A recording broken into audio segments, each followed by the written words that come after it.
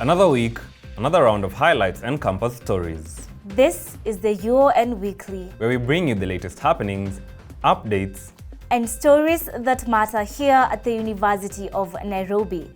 These are the highlights. The University of Nairobi launches its Silicon Savannah Innovation Park, the KUDHEIHA Thanksgiving and Prayer Day, the 2024 Annual Talents Day, the Research Methods in Education book launch, the Global Entrepreneurship Week 2024, and the African Engineering and Technology Network 2024, and the Waste Management and Air Pollution Workshop. The University of Nairobi, led by President William Ruto and Chancellor Professor Patrick Vakoyen, launched its Silicon Savannah at State House, Nairobi. This move is aimed at creating a hub for research and innovation in areas such as artificial intelligence, green engineering, and advanced manufacturing. Here's more on the story. This is the largest investment of France in higher education in the history of France, in Africa.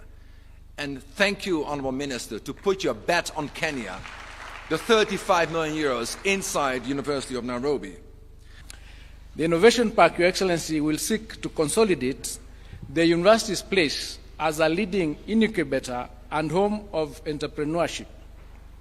It will provide students with early-stage exposure to entrepreneurial skills by providing a single place for setting up shop, working and creating networks and linkages between innovators, investors, and technical partners.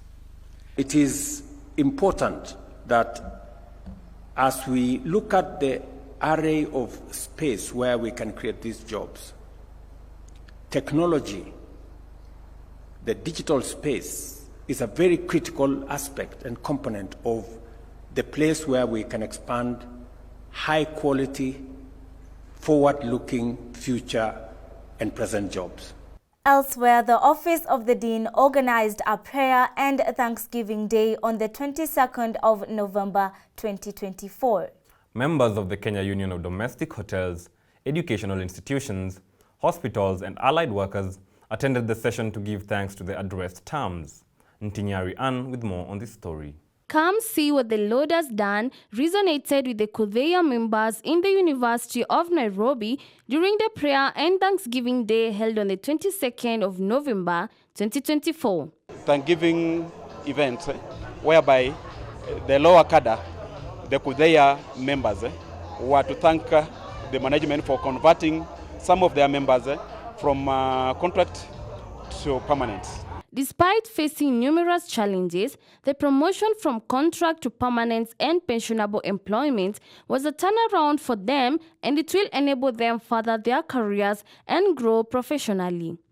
However, they need the administration to solve pending issues which have greatly affected the members. We've really suffered. Every other year, you have to write a letter pleading for another contract renewal letter. Our members are taking long for being converted from one grade to the other grade, and also there is paying of gratuity. That is the elephant in the house. The members gave the sincere and heartfelt appreciation to the University of Nairobi administration and the union for listening to their grievances, believing in their abilities, and recognizing their hard work. And that means that even in terms of our productivity, we are going to improve in our productivity. And we really thank God for the council and the person who made this to happen. May God bless. Nothing worthwhile comes easy. Hard work and dedication KUDHEIHA members have showed has been duly recognized and appreciated. Reporting for UNC TV, my name is Ann Tinyari. Thank you, Ntinyari, for that story. Moving on, the University of Nairobi hosted its annual Talent Day on November 22nd, where students showcased their skills in poetry, dance, spoken word, and acrobatics. Outstanding performers in each category were recognized and awarded for their excellence. The Dean of Students announced plans to expand next year's Talent Day into a week-long event. Temo Murende with more on this story. The meaning and purpose of life came to life during the Talent Day at KUDHEIHA Hall at the University of Nairobi, where students showcased their creativity and skills. The event featured vibrant performances, including art displays, poetry, spoken word, modern dances, acrobatics and narrations, attracting an enthusiastic crowd. There's a lot of raw talent, if I may say so, and it's fun to engage with the people there. Beyond celebrating talent, it fostered student interaction and unity. Top performances were recognized, the Dean of Students announcing plans to expand next year's event into a week-long celebration. Students getting to interact, mingling. At least you get to, these are people who in the near future will be professionals. So at least you are building your social capital in the sense that you know someone from a different profession. We hope to do a UON Cultural Week, whereby on Monday we have a different talent expo, Tuesday another expo, Wednesday, Thursday, and then the final day, like on Friday, we bring the best winners. With the promise of Grand Talents Week in 2025, the university reaffirmed its commitment to nurturing student potential. Talent pays, and talent is currently paying a lot, especially like in our country. The creative sector is booming. A little more has to be done, but there is a big improvement, especially from the previous years that have come to MC the events. Tukicheza utapenda nimeseti hizi tools. Bado hii ni basics, nachanganya vichwa zenyu kama cam, mkileta mchezo mtajua mimi ni Messi, nachafuma beats naziacha art, dance, music, poems and narration with other artistic expressions, all compressed to a single day. The University of Nairobi Talents Day did not only give the students a platform to showcase their talents, but left them with a promise of commercializing their talents. Reporting for UNC TV, I am Temo Murende. In other news, the Department of Architecture, led by Dr. Margaret Kedogo, hosted a Respira-ABEP workshop. The aim of the workshop was to address the rising number of chronic respiratory diseases in Africa in relation to waste mismanagement and air pollution, more so in dump sites. Mweni Yvonne with more. The Respira-ABEP project is a project that seeks to address the rise of chronic respiratory diseases in Africa through research, collaboration, and community engagement. The Department of Architecture, led by Dr. Margaret Kedogo, hosted a workshop in collaboration with professors across the globe to discuss the pressing issue of chronic respiratory diseases in Africa from a built environment perspective. In this particular call, we were responding to issues to do with respiratory health, particularly the impact of solid waste mismanagement or the lack of management of it, and how it impacts on outdoor air pollution and the impact that has on respiratory health. The name of that project is Respira-ABEP. So it's about the nexus between health issues, respiratory health, chronic diseases, waste production, and then the role of the built environment. The workshop converged doctors and professors from different fields who had the chance to comprehend and impart knowledge. I was trained as a geographer and an economist, but we have people in the room that are from data science, anthropology, private sector development, and I think it's really important when discussing societal issues to bring all these different perspectives together. All the participants were given an opportunity to showcase their research and research findings, where the chief guest, Professor Thomas Mbuya, touched on all aspects, emphasizing the need for incorporating all stakeholders. I think I've seen here there is involvement of stakeholders. I think, in my opinion, I think that's probably the most important part even before you go to the science. Because there are people who live around that place, and there are people who actually have a livelihood carved around the dump site.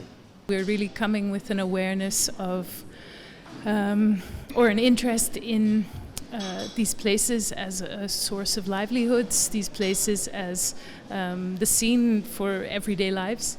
At the end of an educational day, the participants left with valuable takeaways. For me, what is really interesting is to learn more from the architectural perspective, so also the Kenyan expertise in that, in looking at how the built environment is structured. Working with people that know about sensors of pollution, about communities, about government, about policy, is very, very important. And I'm very happy because I'm going to learn. I'm already learning a lot. It's not just about coming together and having a workshop, which in the end, yes, you are building capacity, but it's understanding why you are building that capacity. What is it that you're interested in addressing? Reporting for UNCTV, my name is Moini Yvonne.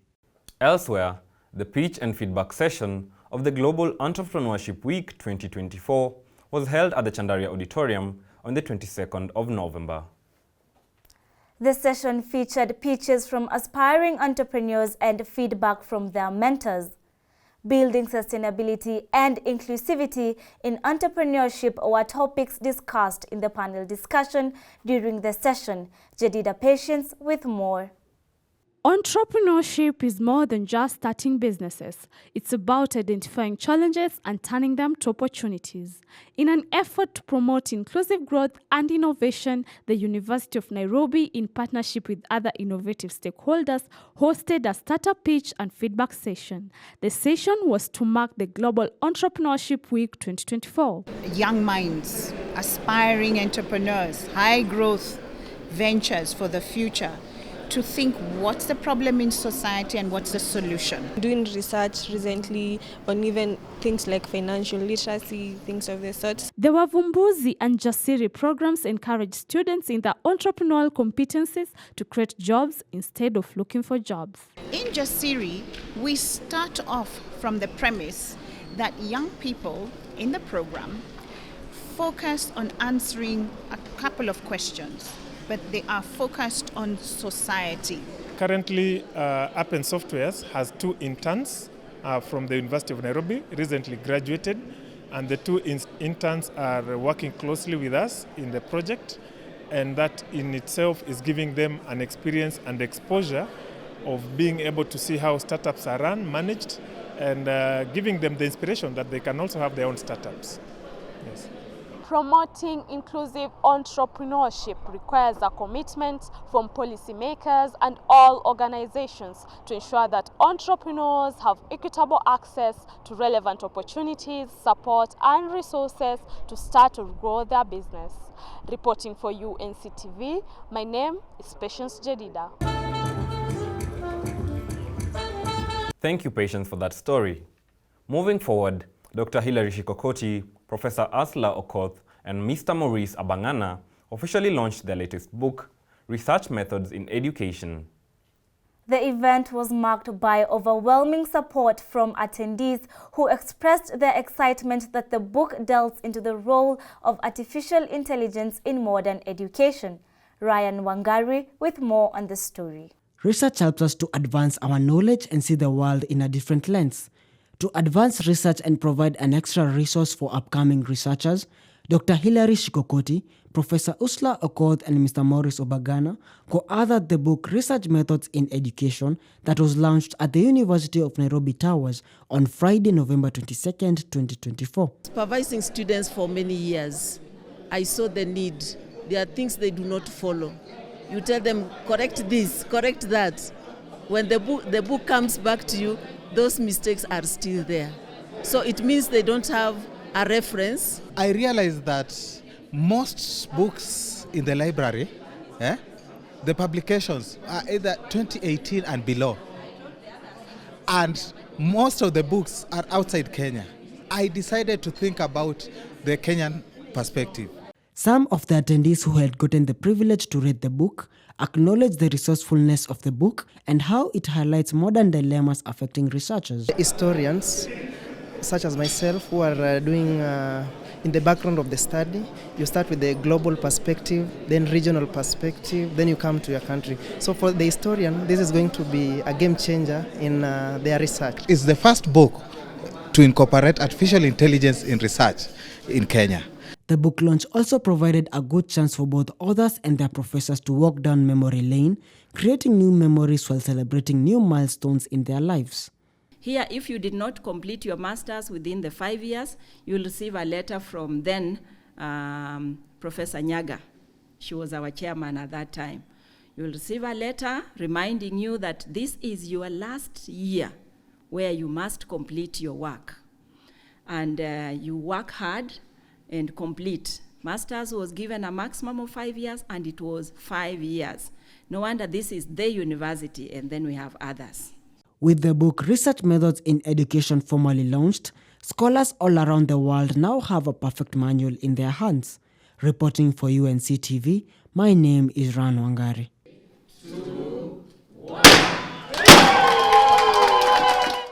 Finally, the African Engineering and Technology Network, Afritech, organized a 2-day workshop on diversity, equity, and inclusion in knowledge creation. The workshop sought to scrutinize how different marginalized groups could be included in the research and knowledge creation process. The workshop featured universities from across Africa who discussed issues pertaining inclusivity and the challenges they face. Dennis Omondi reports. How important is diversity, equity and inclusion in the modern working and learning institutions? We exist to make sure that everyone has an opportunity to learn and prosper.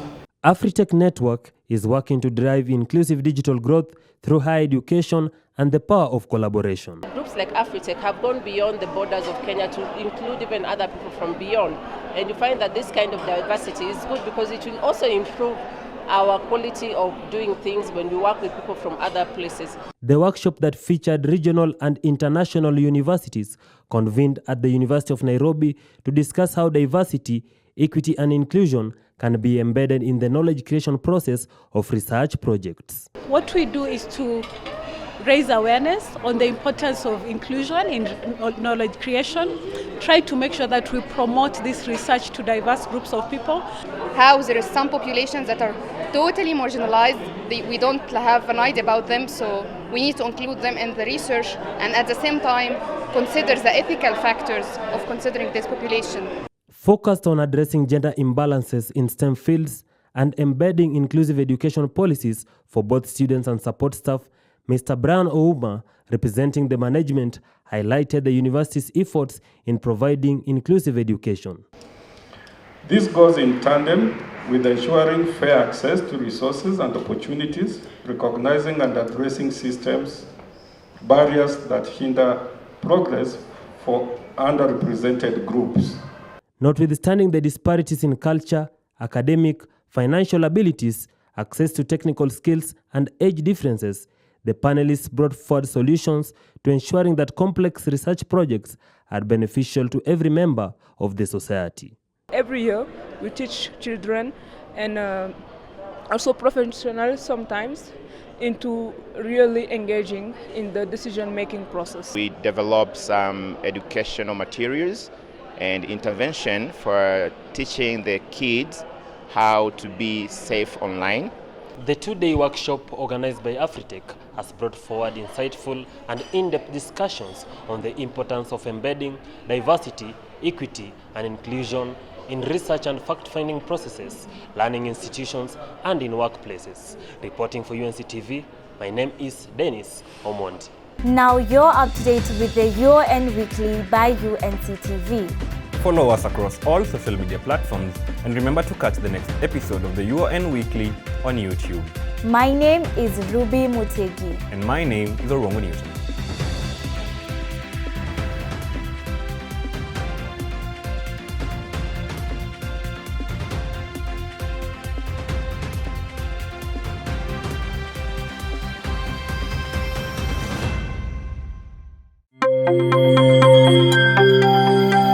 UNC TV, empowering you.